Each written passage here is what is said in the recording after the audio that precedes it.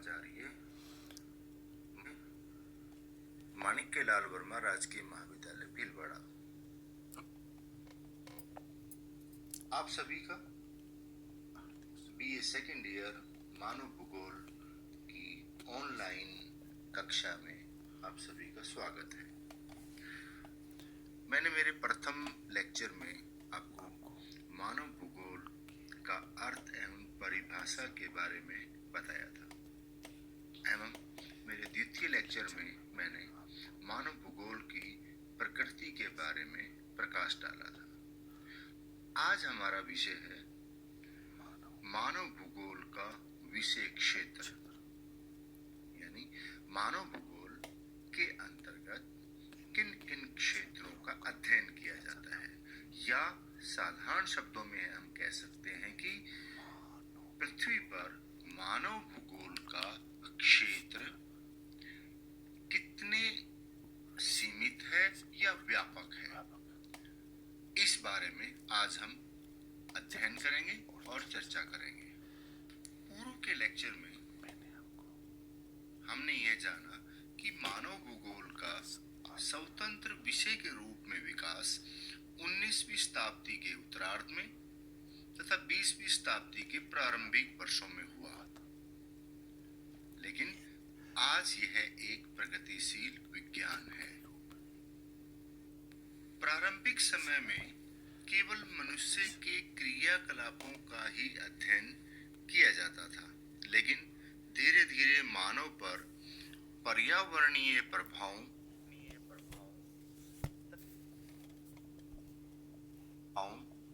तथा उन प्रभावों के साथ मानव का समायोजन कैसे होता है, इस बात पर महत्व दिया गया।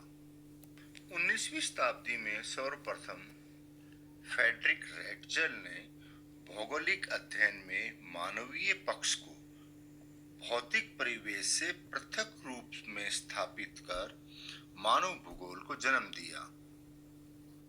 यहाँ हम जीन्स ब्रून्स के कथन से मानव भूगोल के विषय क्षेत्र एवं मानव द्वारा पर्यावरण के साथ सामंजस्य स्थापित करने के बारे में उनके कथन से भली भांति समझ सकते हैं। उनके अनुसार मनुष्य और भौतिक वातावरण के पारस्परिक संबंधों यानी क्रियाओं प्रतिक्रियाओं द्वारा ही मनुष्य के सांस्कृतिक वातावरण का जन्म होता है। सांस्कृतिक वातावरण से संबंध मानव द्वारा प्रकृति के साथ सामंजस्य स्थापित कर जो कार्य किए जाते हैं वो समस्त, चाहे वो रहन सहन हो, चाहे वो आवास हो, चाहे वो कृषि कार्य हो, या कोई भी आजीविका को चलाने के लिए जो काम किए जाते हैं, वो सभी सांस्कृतिक वातावरण में सम्मिलित है। यहाँ ये उल्लेखनीय है कि स्वयं मानव संस्कृति का सर्वश्रेष्ठ प्रतीक है।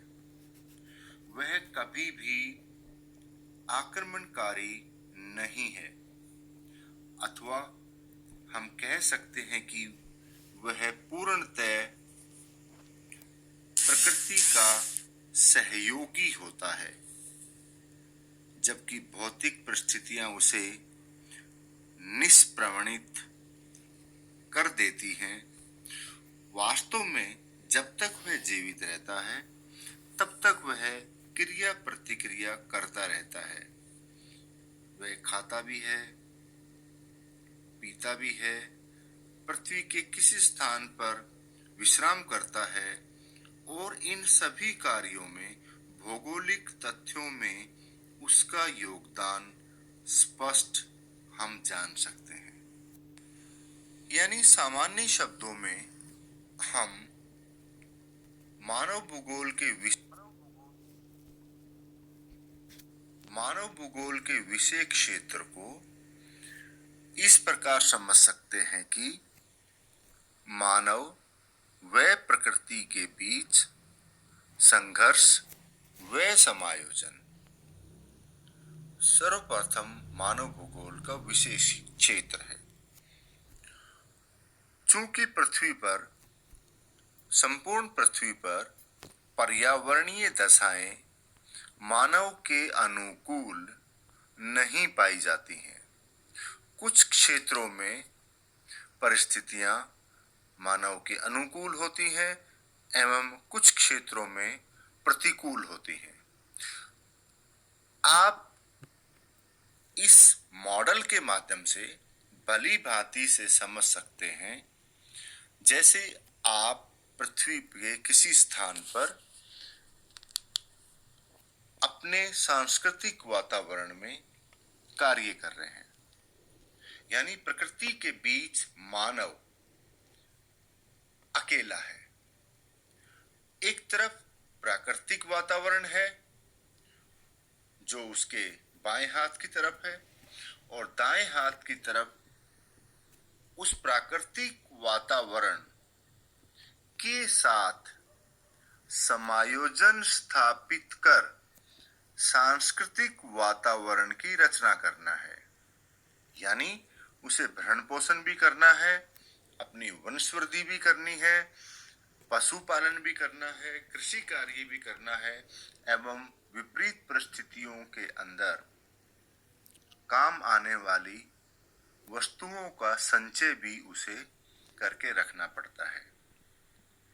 एवं जो वातावरण के साथ समायोजन है, वह उस समायोजन के साथ साथ और अपने सामने की तरफ वह देखता है कि क्रमिक विकास है, उसे वंशवृद्धि भी करनी है, उसे भविष्य के बारे में भी सोचना है। यानी एक मानव, एक विद्यार्थी के रूप में आप स्वतंत्र खड़े हैं। आपको प्रिय विद्यार्थियों एंड माय डियर स्टूडेंट्स, मानव भूगोल के अध्ययन क्षेत्र के 6 भिन्न भिन्न क्षेत्र हैं, जिन्हें हम प्रारंभ से बाद की स्थितियों में अध्ययन करेंगे। किसी प्रदेश में मानव भूगोल के अध्ययन क्षेत्र के जो तत्व हैं या भाग हैं या जो अंग बनाए गए हैं हमारे भूगोलवेत्ताओं द्वारा, उनके संबंध में हम अभी डिस्कस करेंगे, अध्ययन करेंगे। प्रथम जो भाग है मानव भूगोल के क्षेत्र का, वह है किसी प्रदेश की जनसंख्या और उसकी क्षमता। इस पॉइंट पे हम ये समझना होगा कि प्रारंभ काल में मानव भूगोल के क्षेत्र की विविधता को समझने के लिए, उसके अध्ययन क्षेत्र को समझने के लिए हमें ये जानना आवश्यक है कि किसी पृथ्वी के भूभाग पर जनसंख्या जो उस समय काल में उपस्थित है या निर्वाह कर रही है, और उस प्रदेश की क्षमता क्या है, यह पहला भूगोल का क्षेत्र था। नंबर 2 पर आता है उस प्रदेश के प्राकृतिक वातावरण द्वारा कौन कौन से संसाधन उपलब्ध कराए गए। यहाँ अगर एक निश्चित भूभाग पर अगर कोई जनसंख्या या समुदाय निवास कर रहा है, उस क्षेत्र में कौन कौन से संसाधन उपलब्ध हैं उनको जीवित रहने के लिए। तीसरे नंबर पर जो भूगोल का क्षेत्र है, उसका जो पॉइंट आता है वह है कि सांस्कृतिक प्रारूप प्रथम और द्वितीय क्षेत्र के बाद प्रथम जो जनसंख्या उपलब्ध थी, दूसरा पॉइंट था हमारा कि कौन से संसाधन उपलब्ध थे वहां पर उस वक्त। तीसरे पॉइंट में ये साफ कहा गया है क्षेत्र के मानव भूगोल के क्षेत्र में कि मानव प्राणी जो उपलब्ध था, सेकंड पॉइंट में जो संसाधन उपलब्ध थे, उन दोनों से मानव ने कौन सा सांस्कृतिक प्रारूप का निर्माण किया। ये हमारा मानव भूगोल का तीसरा क्षेत्र है, क्योंकि मानव ने उपलब्ध संसाधनों को अपनी क्षमता के अनुसार उपयोग करके अपना एक सांस्कृतिक पर्यावरण या सांस्कृतिक प्रारूप का निर्माण किया। यह भूगोल के क्षेत्र का तीसरा पॉइंट है। इसके पश्चात हम डिस्कस करते हैं फोर्थ पॉइंट पर, प्राकृतिक तथा सांस्कृतिक वातावरणों के आपसी कार्यों के द्वारा निर्मित मानव वातावरण समायोजन।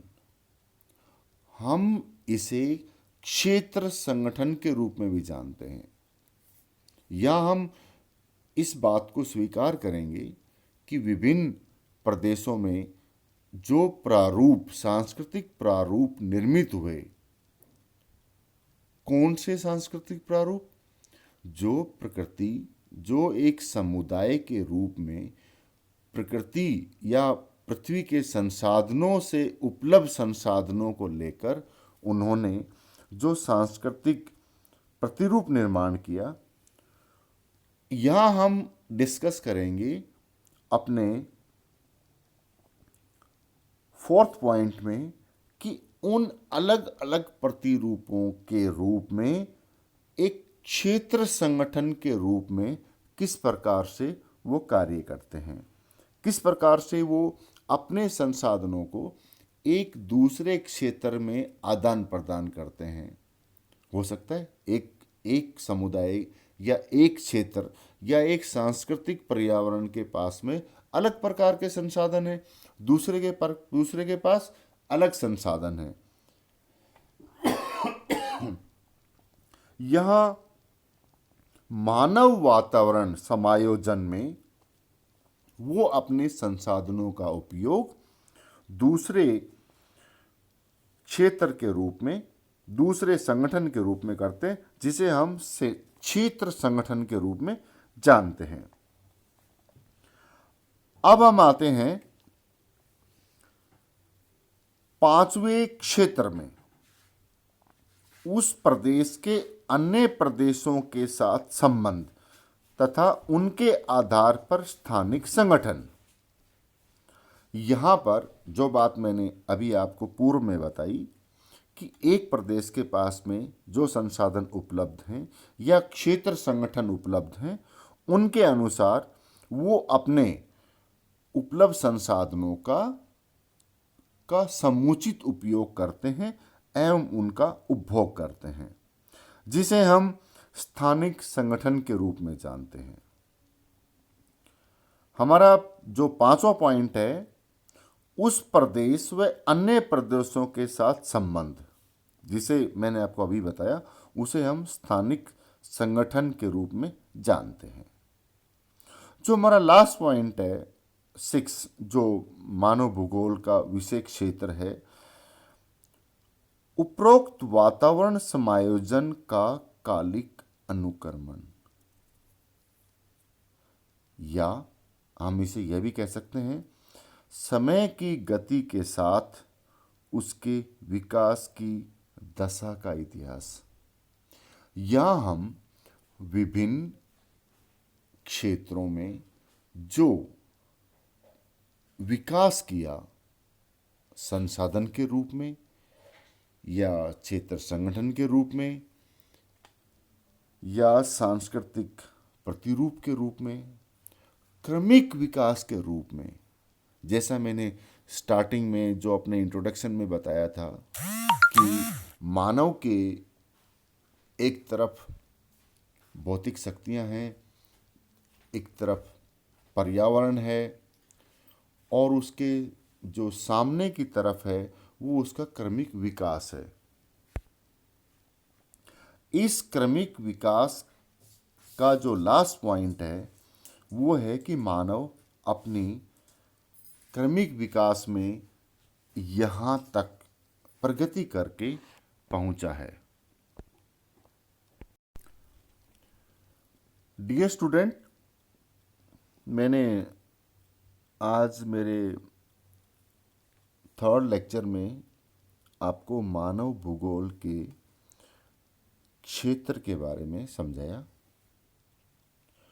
मैं उम्मीद करता हूँ मानव भूगोल के कुल हेक्सागोनल मतलब 6 क्षेत्र हैं जो मैंने आपको विस्तार से समझाया। अगर आपकी कोई इस संबंध में प्रतिक्रिया हो या कोई भी क्षेत्र के विषय में आपको कोई भी जिज्ञासा हो तो मुझे ज़रूर रिप्लाई करना। मैं उसका समाधान करने की पूरी कोशिश करूँगा। मैं उम्मीद करता हूँ कि आपको मेरा ये लेक्चर फ़ायदेमंद लगा होगा, आपको पसंद आया होगा। और हाँ, मैं एक बात जो मैं पहले भी कहता रहा हूँ, चूँकि मैं पिछले 3 महीने से कोरोना ड्यूटी की है मैंने, और चूँकि वर्तमान में ये आप सभी के लिए आवश्यक है, कोविड-19 की संपूर्ण गाइडलाइन की पालना करें, स्वस्थ रहें, आवश्यकता पड़ने पर ही घर से बाहर निकलें। धन्यवाद।